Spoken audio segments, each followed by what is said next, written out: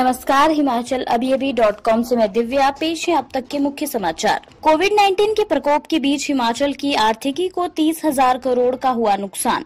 गरीब बच्चों को ऑनलाइन पढ़ाई के लिए मिलेंगे स्मार्टफोन। शिक्षा मंत्री गोविंद ठाकुर के गृह जिले से होगी शुरुआत।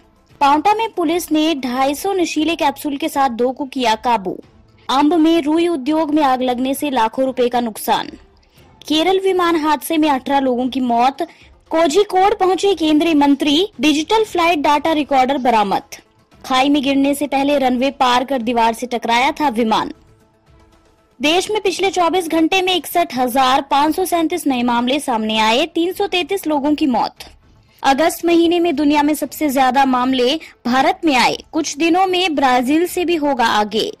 सीएम योगी ने जनता को समर्पित किया नोएडा का कोविड अस्पताल। टाटा कंपनी की मदद से बना है ये 420 बेड्स का अस्पताल। सुशांत राजपूत मामले में एसपी विनय तिवारी ने कहा, अभी भी जांच में जरूरत पड़ने पर पूरा सहयोग करेंगे। अब समाचार विस्तार से। आपके स्वास्थ्य का प्रहरी, श्री बालाजी हॉस्पिटल, कांगड़ा, हिमाचल। सीएम जयराम ठाकुर ने कहा कि कोविड-19 के प्रकोप के बीच प्रदेश की आर्थिकी को 30,000 करोड़ का नुकसान हुआ है। पहले तिमाही के आंकड़ों में 1,300 करोड़ का राजस्व घाटा दर्ज किया गया है। प्रदेश की आर्थिकी पुनः पटरी पर लौटे, इसके लिए अनलॉक 3 के दौरान निगरानी सिस्टम को भी मजबूत किया गया है। ये बातें आज सुबह सीएम जयराम ने कांगड़ा प्रवास के दौरान धर्मशाला में मीडिया से बातचीत में कही। सीएम के कांगड़ा प्रवास का आज तीसरा दिन है। कोविड-19 प्रकोप के बीच दौरों पर लगी ब्रेक के बाद सीएम जयराम ने कांगड़ा में अपना अभियान शुरू किया है। हिमाचल के सरकारी स्कूलों में पढ़ने वाले गरीब बच्चों को ऑनलाइन पढ़ाई के लिए स्मार्ट मोबाइल फोन दिए जाएंगे।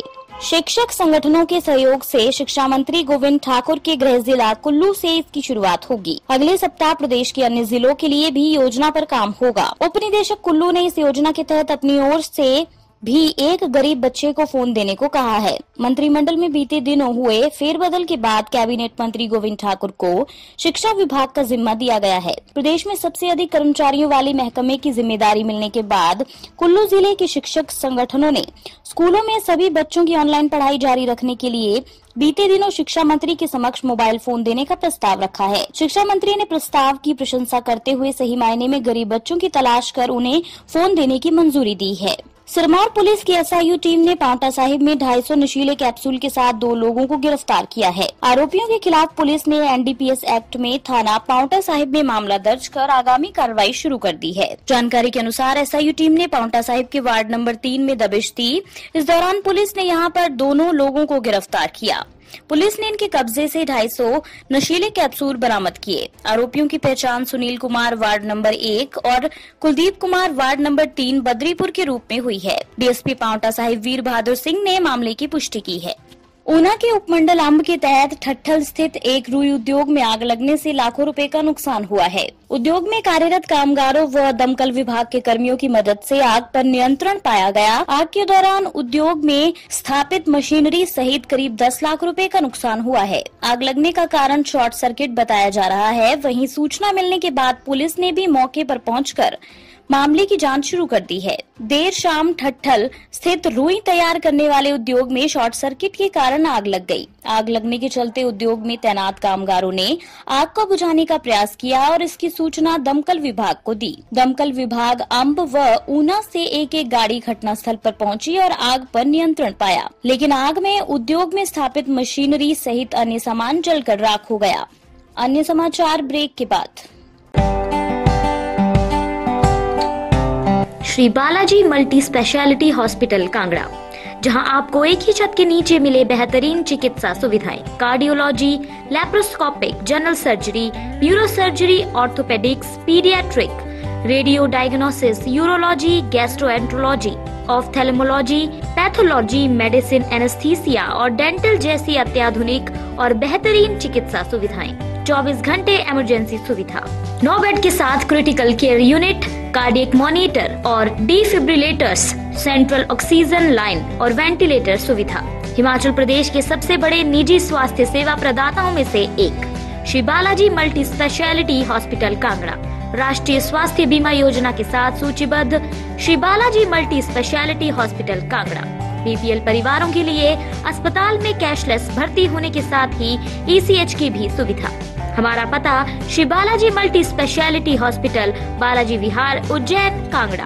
संपर्क करें 9218411108 पर। Shri Balaji multi speciality hospital, Kangra.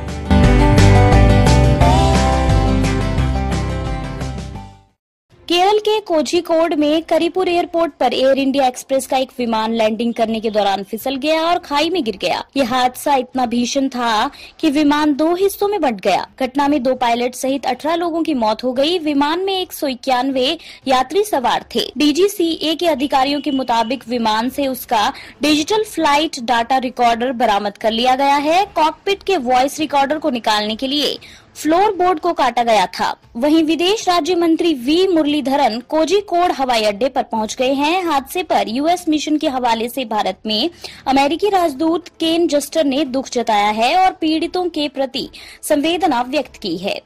Dubai से 190 लोगों के साथ आ रही एयर इंडिया एक्सप्रेस की एक विमान कोझिकोड हवाई अड्डे पर भारी बारिश के कारण लैंडिंग के दौरान हवाई पट्टी पर फिसल गया। लैंडिंग के बाद ये पहले रनवे पार कर दीवार से टकराया था और उसके बाद खाई में गिरते ही 2 हिस्सों में टूट गया। हादसे में 2 पायलट सहित अभी 18 लोगों की जान जा चुकी है, जबकि कई लोग घायल हुए हैं। खबरों की माने तो मृतकों का आंकड़ा और बढ़ सकता है। मृतकों में मुख्य पायलट कैप्टन दीपक साठे और उनके सह पायलट अखिलेश कुमार भी शामिल हैं। साठे भारतीय वायुसेना में पहले विंग कमांडर रह चुके थे।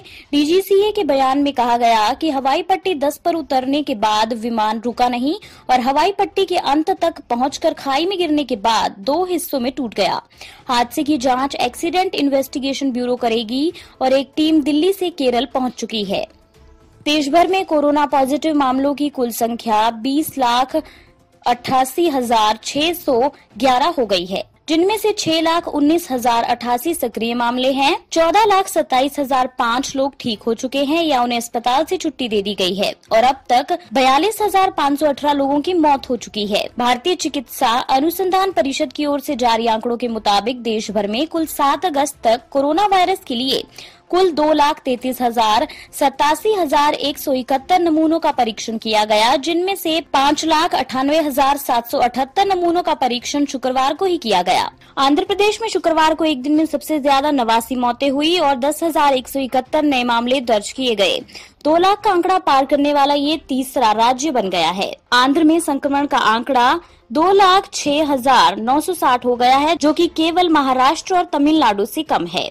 ये दोनों राज्य बहुत पहले ही 2 लाख के आंकड़े को पार कर चुके हैं।